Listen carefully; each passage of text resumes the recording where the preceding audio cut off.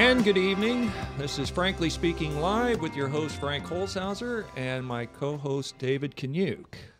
And Ryan will be producing in the studio. We have a guest sitting in with us tonight, and I met her a couple of weeks ago on Mac's show. Her name is Carolyn Pettit. And Carolyn says, in the interest of disclosure, that she didn't care if I mentioned how we got to know each other. And Carolyn was previously in her life in lesbianism, and was at a point in her life demonically possessed, and has been delivered, and now lives and breathes for Christ. Amen to that. Is that a safe to say? Yeah, no, absolutely. Go for it. Okay. Sounds good to me. So Carolyn has a mic, and you're invited to join in on the conversation if you have something that you'd like to jump in on. Absolutely. Thank you for having me. You're welcome.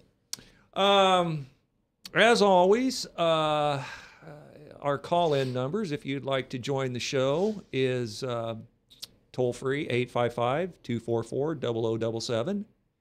And if you'd like to call locally, it's 244-0077. I like to try to start the show with something uplifting, but I come across something this week that is kind of the genesis of this program. And what I wanted to do was kind of try to blend my faith and politics. And there was a small story in the news this week that I think will kind of point out the direction I'm trying to take this show.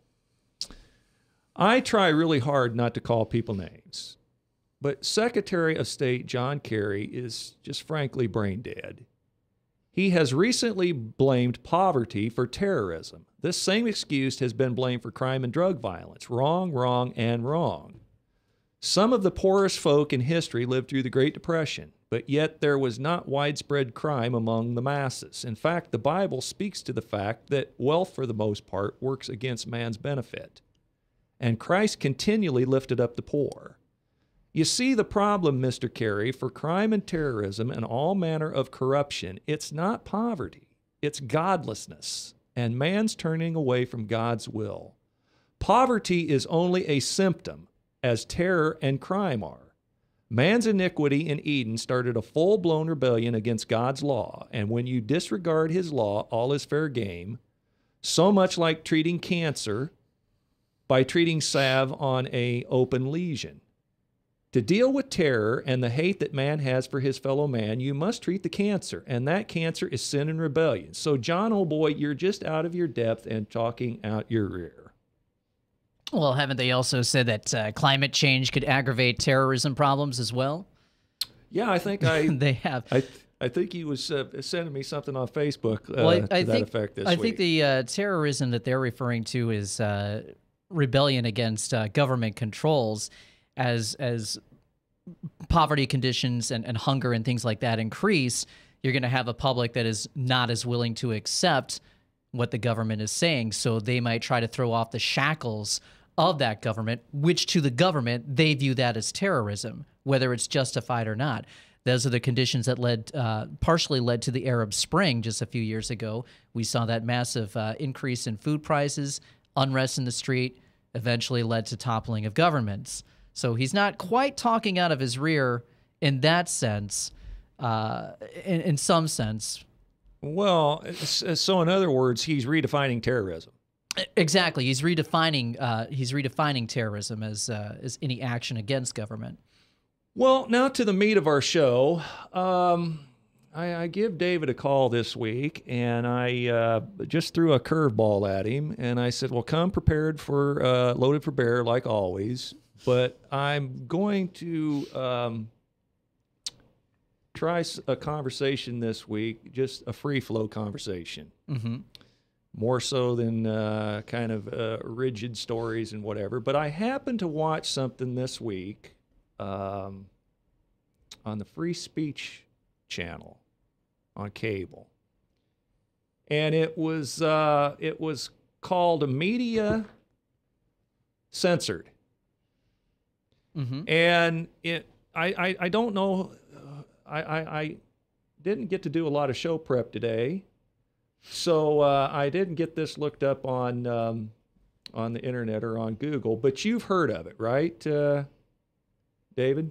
Yeah, I think I've heard of that project, Media Censored.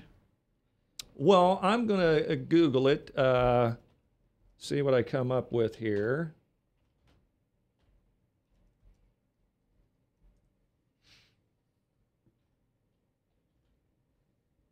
But basically what they were saying is that corporations are in control of the media, and the corporations are dictating to you what is news.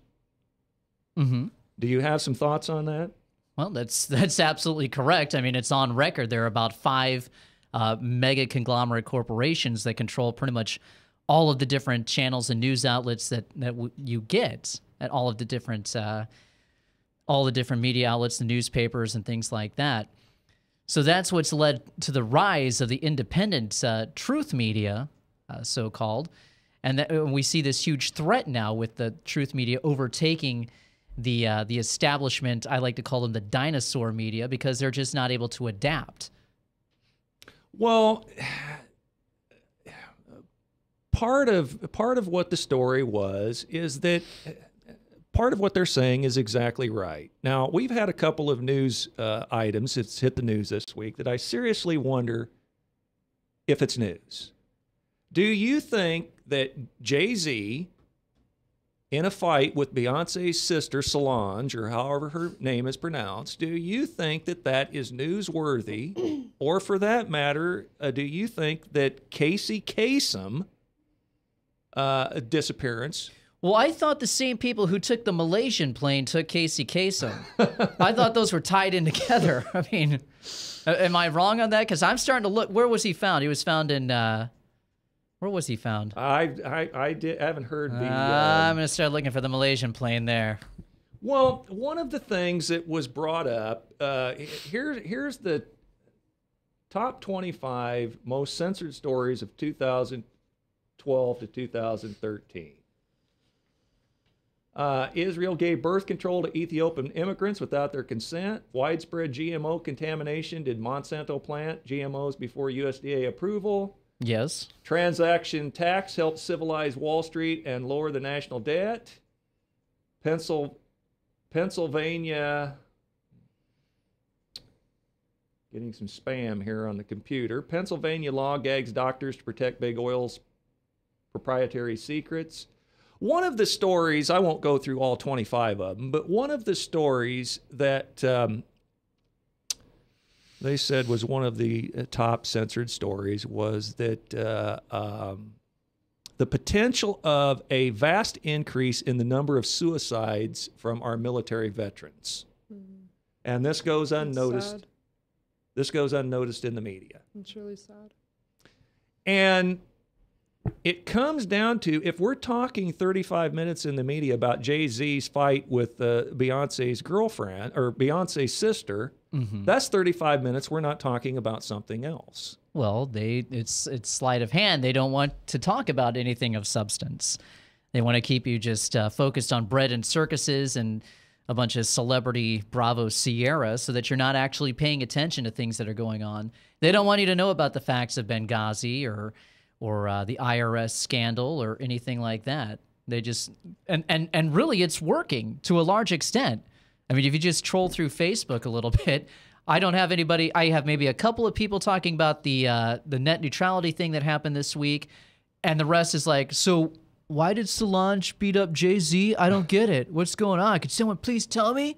Well, now let me ask Carolyn, because we got into a conversation about this a little earlier out in the green. Hold on with that real quick. I'm going to kind of throw a little loop in there. Okay, with retail store, they say whatever we push will sell. Could it come down to money in the media? Whatever they're pushing, is that like money? Can money have something to do with it? Money does have something. Do you see what I'm saying? Right. Like, money does have a lot to do with it. It's whatever's going to sell, that's what we're going to give you. Well, it's often said, if it bleeds, it leads. Well, it's kind of multifaceted as well. I mean, these conglomerates, they're also tied in with the banking industry, with the military-industrial complex and everything like that. Let me read this quote by David Rockefeller. This was from his memoirs. "We are grateful to the Washington Post, the New York Times, Time Magazine, and other great publications whose directors have attended our meetings and respected their promises of discretion for almost 40 years. It would have been impossible for us to develop our plan for the world if we had been subjugated to the lights of publicity during those years. But the world is more sophisticated and prepared to march towards a world government. The supranational sovereignty of an intellectual elite and world bankers is surely preferable to the national autodetermination practiced in past centuries. For more than a century, ideological extremists at either end of the political spectrum have seized upon well-publicized incidents, such as my encounter with Castro, to attack the Rockefeller family for the inordinate influence they claim we wield over American political and economic institutions. Some even believe we are part of a secret cabal working against the best interests of the United States, characterizing my family and me as internationalists, and of conspiring with others around the world to build a more integrated global political and economic structure. One world, if you will. If that's the charge, I stand guilty, and I am proud of it." That's David Rockefeller from his own memoirs. Now, for someone that doesn't understand a lot of big words, what does that even mean? I mean, to put that in layman's term, how can you? That means that there is a movement. First off, there is a movement towards a one world global government. Okay. That those conglomerates like Time Magazine, New York Times, and everything, they are in on it. Okay. Their editors go attend these meetings like Bilderberg. They're part of the Trilateral Commission, et cetera, and they honor a code of silence to not report on that. Or if anybody does try to report on that, They ridicule it as conspiracy theory or something like that. All right, let me ask Carolyn this, because we got in a conversation out here in the green room a little earlier about the football player Michael Sams, who was drafted in the NFL, and this has made national news. This is Well, I was unaware. I don't watch the news. My apologies, but until you informed me of the story, then I was unaware of it. But now I'm aware. Now, Michael Sams, in disclosure of what the story we're talking about, it was a gay college football player who outed himself, and the big controversy was, well, would he be drafted in the media? Or I mean, would he be drafted in the NFL? That was the story in the media, and how high would he go? Now, the higher you're drafted, potentially the more money you make. Right. So there's criticism that he was maybe blackballed or whatever because he was drafted maybe 2 or 3 from the bottom. And is he worthy? Is his playing? Should he be up higher? I don't know, because I don't know that much about his football talent. Right. But what made the media story is that he was standing, being consoled by apparently his boyfriend, and he was bending down, talking on the cell phone, and waiting for some information of who he was going to be drafted by. And when he found out apparently that he was drafted, he raised up, and the boyfriend started playing tongue hockey with him. Mm-hmm. And this is the story that made the... So what are you seeking out of me? Well, what do you want me to say to that? Do you think that was a newsworthy media story, or do you think because what Media Censored is trying to imply is that the corporations get the people fighting on trivial matters while the real news is being ignored or censored? Okay. So by getting us fighting on Michael Sams, something else is happening that we should be paying attention to. Okay. But we're at our first break, and we will continue this story after the break. And this has been Frankly Speaking Live with your host, Frank Holzhauser, David Kanyuk, and Carolyn Pettit. And of course, Ryan is in the studio producing. So we will return shortly and pick up this topic. All across America, there are countless numbers of people struggling with addiction and other life-controlling issues. Probably someone you know and love. There is a way out. there is hope. Transformations Treatment Center in Delray Beach, Florida, has a unique approach to substance abuse treatment. Call now and ask about our Guaranteed Success program or log on to transformationstreatment.com. Transformations. Change your life, change your relationships, transform your world. Yes, now your favorite programs on Webcast One Live can all be watched and listened to on any Android or Apple device. Your phone, tablet, or iPad. Yes, your favorite shows on Webcast One Live are available live or on podcast wherever you go.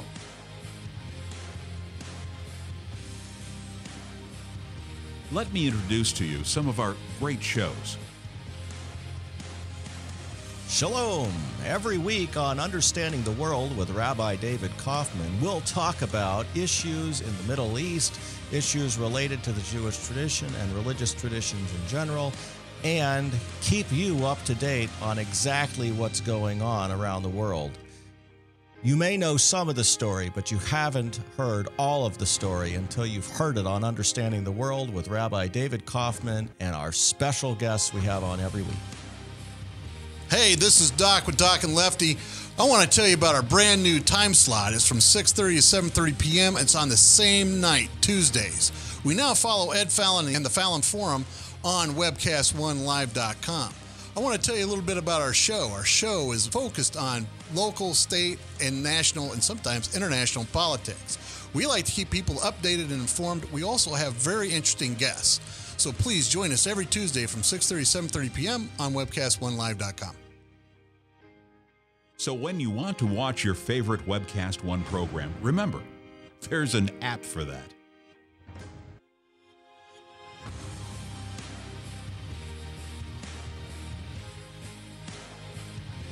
You know, there's an app for that.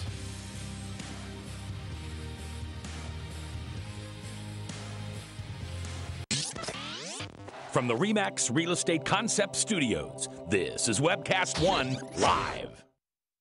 Get away from us, you mean old credit card. We don't have any more money. We're in trouble now. Save us! Help! Somebody save us! Somebody help! Help! Save us!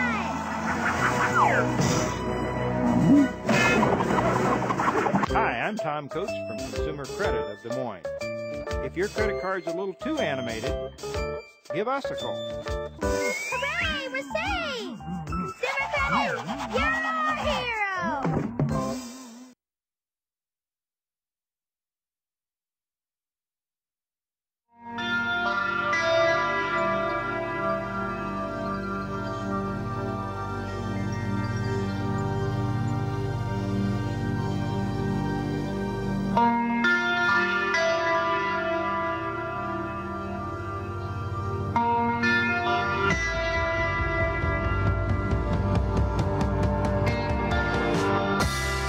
And we're back with Frankly Speaking Live. I'm your host, Frank Holzhauser, and my co-host is David Kanyuk.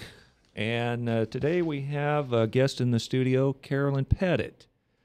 At the end of the previous segment there, we started getting into the stories that potentially what is described as the corporate media gets us laymen out here fighting on and becoming contentious with each other, while the bank is being looted. While they're emptying out Fort Knox. But apparently it's working, because if you're paying attention to the story now, if you didn't care for the story, didn't want to talk about it, wouldn't you just simply move on? Well, that was my question to you. Do you think that? Obviously, you didn't see it and you wasn't aware of it. No. But based on the description I gave you of the Michael Sam story, do you think this is something that is worthy of media coverage? Which part are they playing it from? Are they making a big deal because he's outwardly gay? They was making a big deal out of kissing. Okay, so if it was a heterosexual couple, would they make such a big deal out of it? Well, my contention was that they probably wouldn't even have a heterosexual couple. I think the whole event was staged. Really? Yeah, I think the whole event was a photo op, And I think it was done with a specific purpose, because I think the gay lobby has an agenda that they're trying to put forward. And I think part of that agenda is presenting gay couples as just everyday, average, normal couples that have issues just like me and you. Mm-hmm. Well, of course, it's a political football issue. It's designed to get the so-called right riled up and get against it, and get the so-called left riled up, trying to defend it as a major human rights issue. It's divide and conquer, basically, getting people to still believe that, oh gosh, I got to be a Republican so I can defend these things, or oh gosh, I got to be a Democrat so I can push these things. That's what it's all about. Well, let me pose this to you. One of the things that was emphasized over and over and over again on the show was a term that I'm sure you have heard. I'm sure David's heard. You may have heard it also, but it is called the vast military-industrial complex. And that basically the vast military-industrial complex is what runs the medias. They're bought and paid for by the medias, or the medias are bought and paid for by the complex. And they are going to tap dance to the tune that the military-industrial complex wants them to dance to. I think it just sounds like it's just a matter of what's going to sell. Whatever is going to push through the papers, whatever is going to get people's most attention, whatever is going to do to make the most out of whatever, that's what they're going to do. You know, like stories that need to be heard, like some people could argue, which I don't know how, like the starvations across countries, this or that's going across, but the people will say, well, that's been going on for years. Well, it's been going on years because nobody's doing anything about it. So it's like that gets passed off to the side compared to whatever's going to push, whatever's going to sell. So over things like, same as like from the Hurricane Katrina, there's things there that have not yet been fixed or cleaned up, but yet you don't hear about it anymore. It's just been pushed off to the side as if it doesn't matter. No, it does matter. It's just whose voice is going to be bigger and what's going to sell. Well, for example, during the last presidential primary season for the Republicans, every Republican was sought out and systematically taken out, whether it was Newt Gingrich, Herman Cain, go right down the list. Now, I mentioned Herman Cain and I mentioned Newt Gingrich for a precise reason. That a bunch of women come out and made allegations about Herman Cain. These women disappear into the woodwork. Has anybody ever heard from them again? Where is the follow-ups on these stories? If these were stories of such great importance, and they weren't just a story during the political campaign, whether now it's trying to take out Chris Christie, you know, whether the Republicans are trying to preemptively take out Hillary Clinton, name it, but it's the idea that they make a story out like it's the biggest story in the world, and then there's no follow-up on it. Newt Gingrich, they brought back one of his ex-wives because Newt was some dastardly, terrible character, and now all of a sudden that ex-wife has disappeared into the woodwork, and nobody's heard from her again. What do you want them to keep talking about? Well, I mean, seriously.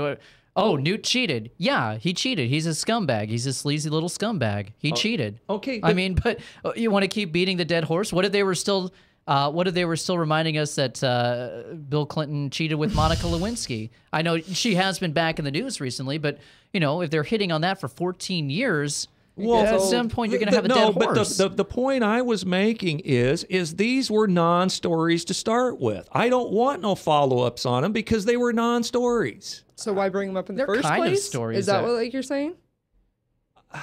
Yeah, I don't think they should have been brought up in the first place. There you go. That's what I was saying. I mean, so should Monica Lewinsky have not been brought up in the first place? We know the follow-up from that one. The follow-up of that is kind of ridiculous, but yeah, Monica probably should have been brought up. But see, this is what I'm saying. Well, wait, what's the difference between that? I mean, okay, granted, one's the president of the United States at the time. Well, the whole reason that Monica Lewinsky got brought up was the fact that Paula Jones was trying to file a lawsuit that she had been sexually harassed by the president, and she was trying to show a pattern of behavior by Bill Clinton, and that's how Monica Lewinsky got brought into the whole media feeding frenzy originally. Well, weren't there sexual harassment allegations against Herman Cain as well? Yes, I don't know. See, nobody. They didn't talk about it enough. Well, that's the point. If it was a real story, why not follow up on it? And if it wasn't a real story, why did it get brought Well, again, up? these are all political distractions, like you had said previously. These are political distractions. It's a football issue to get people all up in a tizzy while they do a sleight of hand and keep the smoke and mirrors going from what's really important. Well, you had mentioned the military-industrial complex. They are heavily involved with the media. The CIA Operation Mockingbird is still ongoing. That was back in the early days of the Cold War. The CIA began a secret project called Operation Mockingbird with the intent of buying influence behind the scenes at major media outlets and putting reporters on the CIA payroll, which has been proven to be a stunning ongoing success. The CIA effort to recruit American news organizations and journalists to become spies and disseminators of propaganda was headed up by Frank Wisner, Alan Dulles, Richard Helms, and Philip Graham, who was the publisher of the Washington Post. Wisner had taken Graham under his wing to direct the program, codenamed Operation Mockingbird, and both have presumably committed suicide. It goes on to talk about how Bob Woodward was a naval intelligence officer. He was a briefer to the White House and knew many insiders, including General Alex Haig. A high-level source told Bernstein, one journalist is worth 20 agents. So, yeah, the military-industrial complex is totally involved with the mainstream media. Let me try to prove a point here. Greta Van Susteren hit it right on the head this week. She's a Fox News person. And she's just beside herself on the fact of Benghazi, that 4 dead Americans is basically not being covered by the vast majority of the quote-unquote mainstream media. It's basically a Fox News story and an internet story. And she made the analogy, and I can support her on this, she made the analogy that if there was 4 unresolved murders in the Washington, D.C. area, it would literally be nonstop coverage on the news shows nightly. Well, here's the thing. Even that is a gatekeeping stance by Fox News, because they're trying to pose as an opposition to Obama, but they're not going to let the real truth of what happened in Benghazi out. They want to approach it as, this is terrible. Obama is such a weak president, and he's screwed up, and that's why these people got killed. That's not the real reason those people got killed. Those people got killed because there was a stand-down order on security, because we wanted Chris Stevens dead, because he was getting cold feet on our gun-running operations that were being run out of that facility. That was not a consulate. That was a CIA facility. That was an interrogation workhouse in Benghazi. He was getting cold feet about the gun running that was going on to al-Qaeda forces in Syria, so we could use them as proxies to topple Assad. And you're not going to hear that on Fox News. So you've got these gatekeeping things that are happening on both sides of the equation. The Democrats are using this as a defense mechanism, saying, oh, the Republicans are doing anything that they can to attack Obama, and that's racist. And the Republicans are trying to go out and say, well, 4 people are dead because Obama's a weak president, but they're not going to let the actual truth out. And that's what the independent mainstream media is doing, like WorldNet Daily, like Infowars.com, like Homeland Security US, Canada Free Press, et cetera, et cetera. Well, to back up what Greta said, we can only, our memories can only go back and recollect what was going on in the news prior to 9/11, when the Twin Towers were bombed. Mm-hmm. Now, if I remember this very vividly, you two may or may not, but do you remember Chandra Levy? Yeah. The jogger who was killed in Washington, mm-hmm. and it was thought that she was involved in a relationship with a congressman, Gary Condit. Mm-hmm.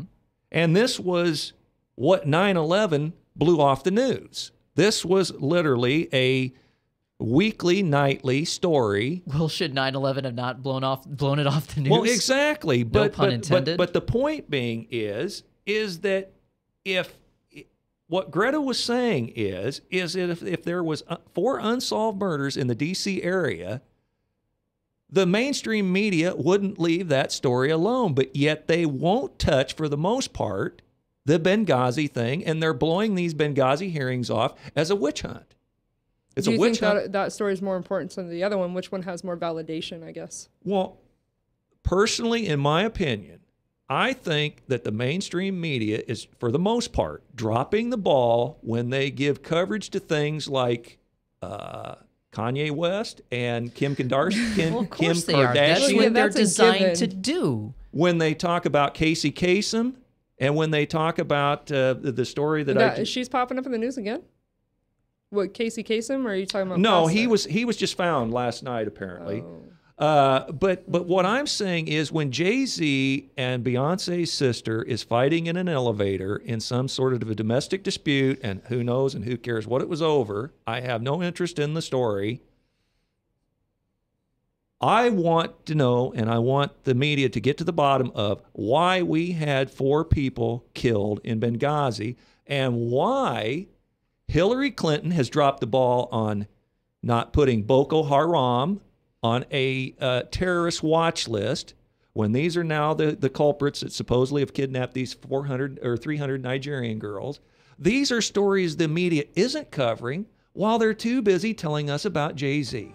Right. That's what they're designed to do. They're designed to distract you. That's why you have to ignore what the mainstream media is saying these days, and you have to go to independent outlets because that is the real media. And I've got some more examples of that to back it up after the break. Okay. By golly, there we are. We're coming up on the top of the hour break, and this has been Frankly Speaking Live with your host, Frank Holzhauser, and co-host David Kaniuk, and Carolyn Pettit in the studio, and Ryan, of course, producing. We will return shortly.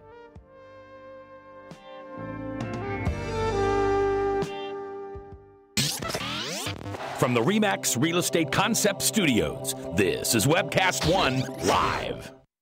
I'm Brian Leach, owner and general manager of Service Legends. I brought along a couple of the home comfort heroes. Hi, I'm Tammy Wells. I am Nick Wondershad. I am administrative manager. I'm the senior technician from Service Legends. It seems like every good thing, when you feel it to the bone that it's good, there's a lot of hard work put behind it. I don't think that you can fake it and have it turn out good. You know, if we seem like, okay, that's just weird, it's just a furnace, why would you believe so deeply in a furnace? It's not just that, you know, we want to show the world that you can have good service. Yeah, I mean, it's gotta be, it's your home. You know, it's built into our daily trainings, it's built into our culture, that we're gonna do whatever it takes to have each client say they love us, period. That's why we spend all the hours in the training that we do. And if we guarantee it's gonna be a good experience for you, or else it's free, what type of work do you think we're gonna do? There is a guarantee. Temperature selection guarantee, fixed right or it's free guarantee, comfort guarantee, best value guarantee. All of these guarantees hold us accountable to ensuring that we exceed your expectations. And if for whatever reason we'd fail and we can't make it right, we guarantee all of those guarantees with a 100% money back guarantee.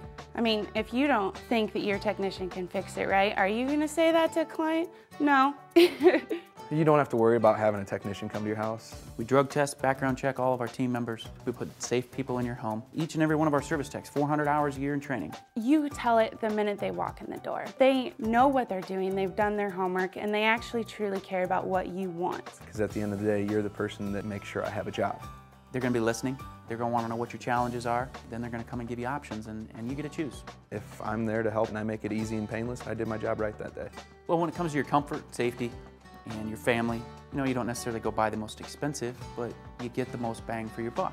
Oh, it's worth it, because there's a lot of people that will find a way to get it to work right now and then leave and then come back, charge you again, and the cycle just repeats itself. So when I'm out there looking at the furnace, I want to find why it failed today. How can we change the part today with something that you're not going to have to worry about? Is it worth changing the part today? I mean, you can put a lot of money into a furnace. I can fix parts all day. There's good job security in that for me, but is it the right thing for you?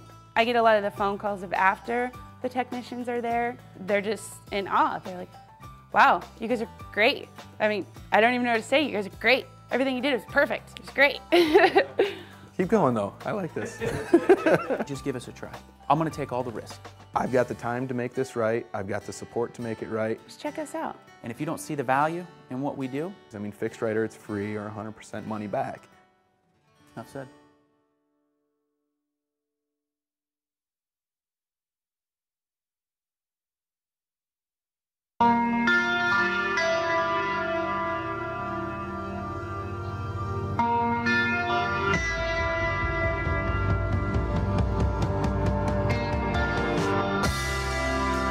we're back with Frankly Speaking Live. I'm your host, Frank Holzhauser, co-host David Kanyuk, and Carolyn Pettit in the studio this week. Basically, there's so much to cover in this story that I think we'll just keep going with it. But my question, getting back to the vast military-industrial complex, you see, everything I view as a Christian, I have to view through a religious, God-based, a faith filter. Doesn't it get tiring after a while?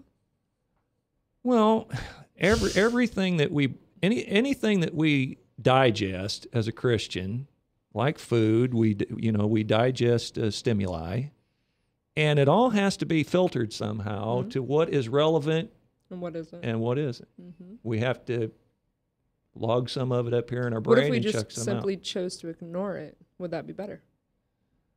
Well, I'm not sure that an ignorant society is a wise society. But let me give you a point about this vast military-industrial complex. Obviously, they're said to have killed President Kennedy. Oliver Stone's film portrays or asserts that this complex is so powerful that they disposed of our president because he wasn't willing to engage in the Vietnam War like President Lyndon Johnson took us into later. My basic issue with this is I'll agree with that to a point. But when the Bible tells me, and Christ, in fact, tells me that before he comes, there will be wars and rumors of wars, and this must come to pass. Mm-hmm. He also says, don't worry. This has to come to pass. Right. He says, don't worry when you hear of these things, too. Right. Don't worry. So... Well, that doesn't mean go to sleep. That doesn't mean fight injustice or anything. No. When Christ was talking about, when the disciples asked him about his second coming, he ran through a list of conditions. He didn't set a timetable. He said, these things you'll know it when you see these things happen. Yeah. Now, this is just a wild theory on my part, but maybe there is not a set date for the return. No, there isn't. Maybe we can get a reprieve like they did at Nineveh if we fight on hard enough and not just go to sleep and let the evil happen. There's the old saying, all we need for evil to win is for good men to do nothing. Well, God says he's coming back because if he doesn't shorten the time and come back, there's not going to be any flesh left alive for him to come back too. Well, exactly. So that's why you fight. Without promoting anarchy. That's not anarchy. No. But what I'm saying is without having no rules and ignoring society altogether, or becoming a fanatic about it and fighting and squabbling over every little thing, I think we as Christians need to continually look out for religious liberty, our ability to worship God as we please. I think that we as Christians should be involved in we should participate in voting. Again, if it comes down to a choice between God and country, I pledge allegiance to two things, God and country. When it comes down between God and country, let's just say God won't lose. So, but until God comes, I think we should be stewards of the earth. I think we should participate in our government, and we should try to vote in moral people into our government and try to reject the ones who are immoral. Now, with Christ, though, when he came, not that I'm trying to come against that, but when he came, he didn't come as a politician, my friend. He came as a servant to the politicians. Well, so he didn't come from that stand. He didn't come from that. He came from a trough. He was not going to enter into any dispute with Herod or Pilate over fiscal policy, unfair fiscal policy, tax policy, whatever, because he wasn't going to enter into a dispute with someone who could preemptively shorten his life before his mission was complete.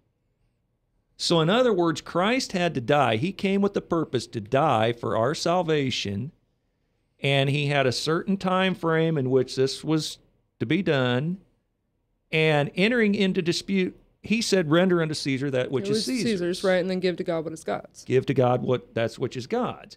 So I take that view as a Christian on this earth, that we give to the government what belongs to the government. We give to God what belongs to God, but I think we should be, as long as we're here, participatory in the, in the government system. We should vote for our leaders. We should fight injustice and stand for right. I agree with that to an extent, and then again, but Christ spent more time healing people. The problem, and bringing hope to the sick than he did to politicians. The problem is that for the most part, the mainstream church is absolutely asleep at the wheel anymore, and a lot of them, the pastors of these mega churches, are now accomplices to the government encroachment on our civil liberties.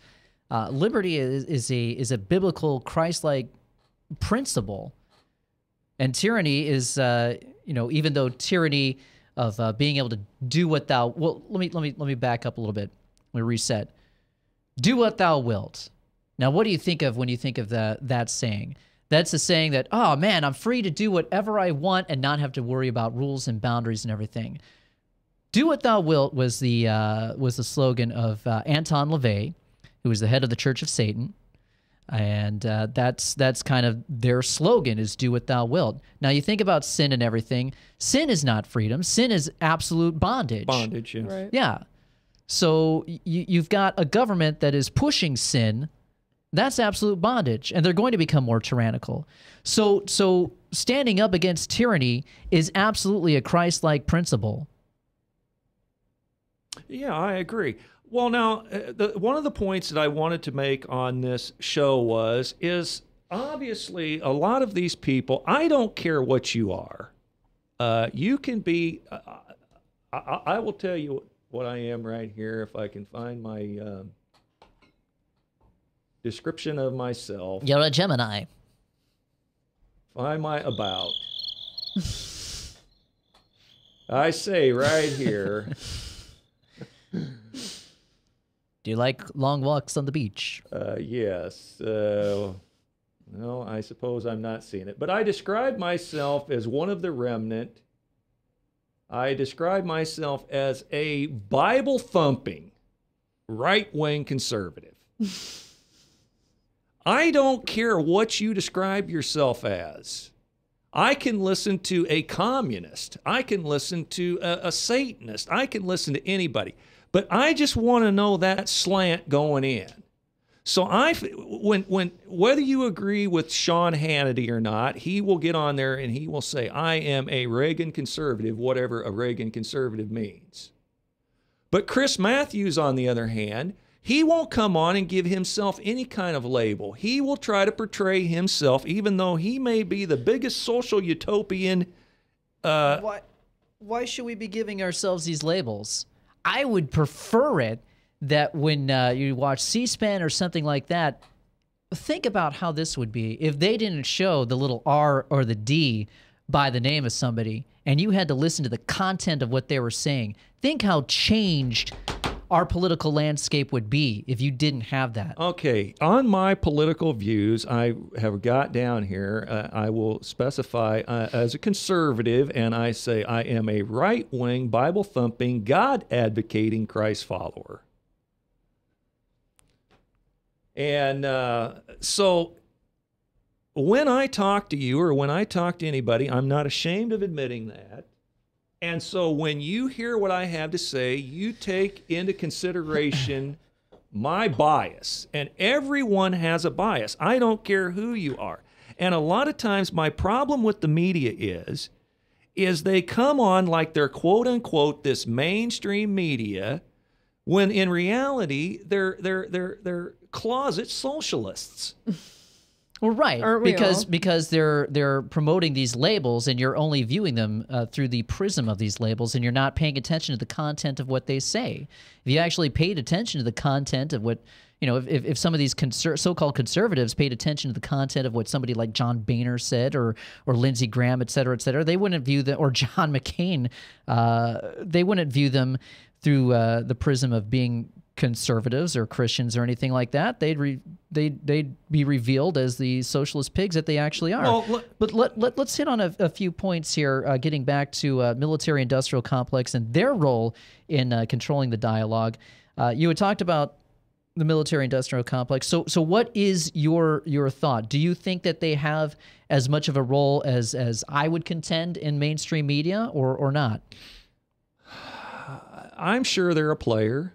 I'm told in the Bible that men will plot in secret to do evil against you as a righteous man, and God promises that their plots won't succeed.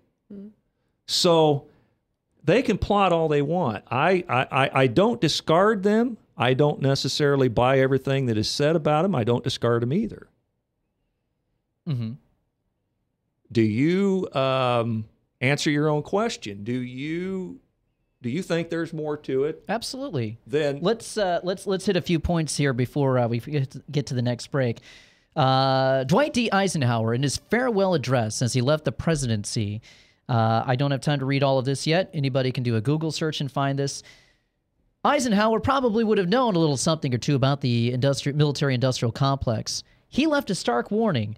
In the councils of government, we must guard against the acquisition of unwarranted influence, whether sought or unsought, by the military-industrial complex. The potential for the disastrous rise of misplaced power exists and will persist. We must never let the weight of this combination endanger our liberties or democratic process. We should take nothing for granted. Only an alert and knowledgeable citizenry can compel the proper meshing of the huge industrial and military machinery of defense with our peaceful methods and goals so that security and liberty may prosper together. He was warning against that fascist element that was coming together back in the 50s. Let me ask you... Let me hit a few more points here. The National Defense Authorization the National Defense Authorization that was passed, well, here's the break. Basically, the government in 2012 legalized propaganda. They legalized the use of propaganda in America, which had strictly been prohibited previously. Yes, is this our last break? We've got our last break coming up. We're at 6:17. So this has been Frankly Speaking Live with your host, Frank Holzhauser, co-host David Kaniuk, and Carolyn Pettit, guest in the studio. We will return shortly with potentially our Hypocrites of the Week, or this conversation may continue. I'm not sure which.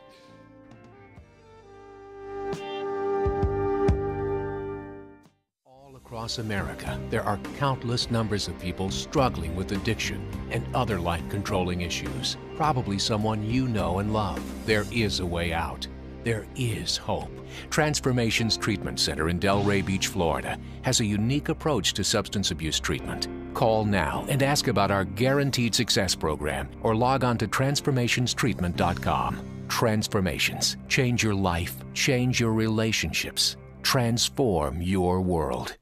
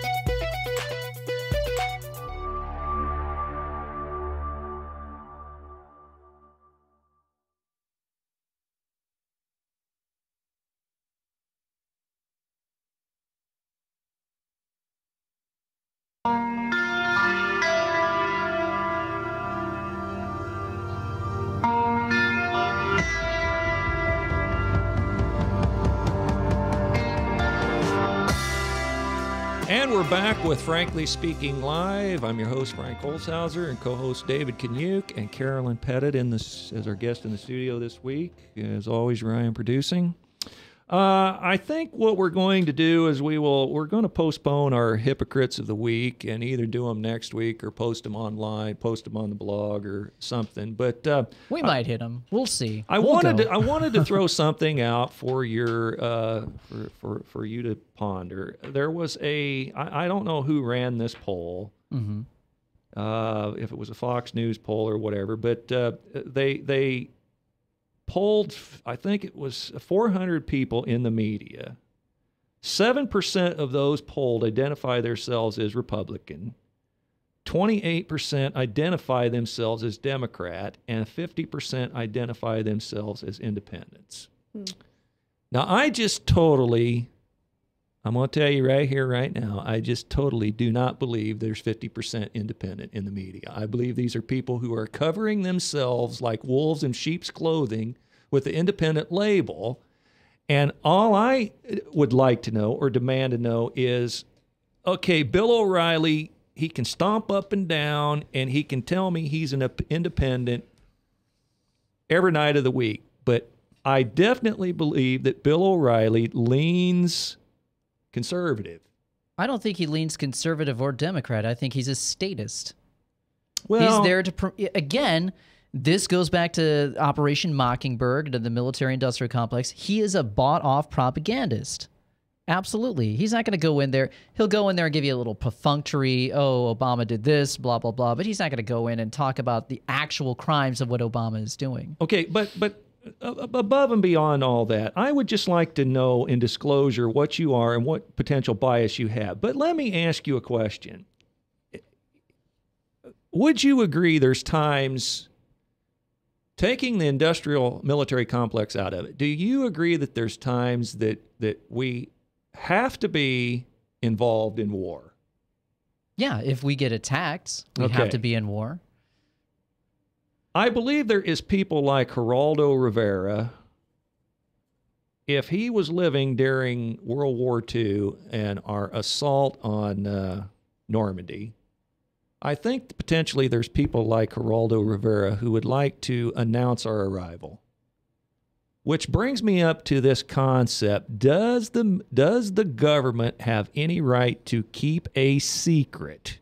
And if they do have a right to keep one secret, they will find ways to keep other secrets. And at some point, we end up in the Edward Snowden mess or the Bradley Manning mess, where there's so much that is not being told us by our government.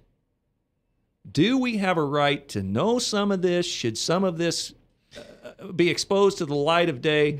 Or where do we draw the line on government secrecy? There's a difference. There's a difference. We were in a declared war in World War II with Germany. So that's a military operation there. So yeah, you cannot go disclosing that secret because not just military lives are in danger, but you know, if we lose the war, that's going to be our lives on the line as well. There's a difference between what Bradley Manning and Edward Snowden did. I would make the analogy that let's say that they were the receptionists at a police station or something. They were the ones that were there typing the reports, and they sat there and watched cops doing crimes day in and day out, and then they blew the whistle on it. Well, now suddenly this guy who's been typing up the reports, he's the bad guy because all he's doing is saying, "Hey, these guys are committing crimes," and we're trying to get out there and make them the bad guys. Like, oh, well, Edward Snowden, you've blown up police operations because you expose that these cops are stealing cars and all this stuff.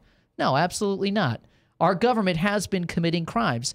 The NSA is violating the Fourth Amendment. They shouldn't be listening in on everybody's calls, and there's a greater agenda out with that as well. That's a whole other show to get into.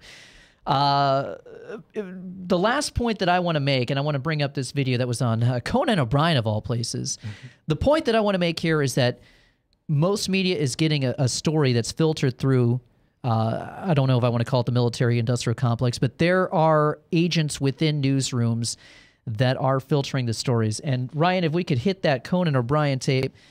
Conan O'Brien found a bunch of news stories basically from different stations showing the exact same thing on the same night. And hit that when you're ready, Ryan.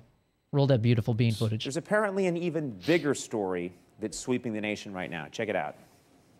Well, if you filled up your gas tank lately, then you don't need us to tell you that gas prices are back on the rise. You don't need us to tell you that gas prices are back on the rise. You don't need us to tell you that gas prices are back on the rise. You don't need us to tell you that gas prices are back on the rise. You don't need us to tell you that gas prices are back on the rise. You don't need us to tell you that gas prices are back on the rise. You don't need us to tell you that gas prices are back on the rise. You don't need us to tell you that gas prices are back on the rise. You don't need us to tell you gas prices are back on the rise. You don't need us to tell you that gas prices are back on the rise. You don't need us to tell you that gas prices are back on the rise. You don't need us to tell you gas prices are back on the rise. You don't need us to tell you that gas prices are back on the rise. You don't need us to tell you gas prices are on the rise. I know. Thanks very much, Ryan. So yeah, funny, I know, but the point is, these people are reading a script. Well, yes, they're getting fed all this stuff. Where did you have a controlled find that? media. We don't have it. The only media that's out there that should be even considered is the independent media, like InfoWars and WorldNet Daily, etc. Hillary Clinton, in a speech in 2011, even admitted that they're losing the info war. Simeon Brzezinski, national intelligence advisor, has said that populist resistance is derailing the New World Order because of a global awakening that's occurring, because people are waking up to this Bravo Sierra that's going on. These people are worried about these independent outlets there. I'm still trying to figure out where you found this video at. That's hilarious. This obviously is a talking point, but listen, even Bill O'Reilly will admit that cable television, the cable media opportunity has opened up an avenue where O'Reilly can be heard when back in the old 50s, in the 60s and 70s, when Walter Cronkite and Brinkley and Huntley dominated the three news networks, that was even a worse time. No. I mean, there was still control, but it wasn't as controlled as it is now. The most egregious example that I want to give you is back during the Boston bombing, the Boston Marathon bombing, a year or two ago, or last year. Last year. InfoWars broke. They broke who was actually going to be blamed for this Boston bombing. Originally, this was going to be blamed on some white militia type guy, but they found the pictures from CCTV off of 4chan that they were going to use. There was a press conference that was called and everything that they were going to announce it, and then all of a sudden, InfoWars broke that story, and press conference called off because there's a bomb threat, and then we got the whole story about the Russian agents who were supposedly the bombers. There was a press conference that was finally held where InfoWars independent reporter Dan Bidanti had photos of what was supposed to be shown. The FBI was so worried about it that they actually got up there at a press conference seen by millions around the world, and Richard Deloriers, special agents in charge of the FBI's Boston division, produced photos and video of two suspects in the marathon bombings. These are the Russian kids. He stated, "These images should be the only ones, I emphasize, the only ones that the public should view to assist us. Other photos should not be deemed credible, and they unnecessarily divert the public's attention in the wrong direction. They said, only look at these and not any others. Can you believe that?" Well, this has been an interesting show. And this has been Frankly Speaking Live with your host, Frank Holzhauser, co-host David Canute, Carolyn Pettit. Thank you. And Ryan producing. I'm guessing we'll pick up on this story next week. We will never speak of it again. Because I don't think we exhaustively talked this one all out yet. So join us again next week, same time, same channel. And we'll be prepared next week for sure with our Hypocrites of the Week. God bless, keep your powder dry and your K-bar sharp.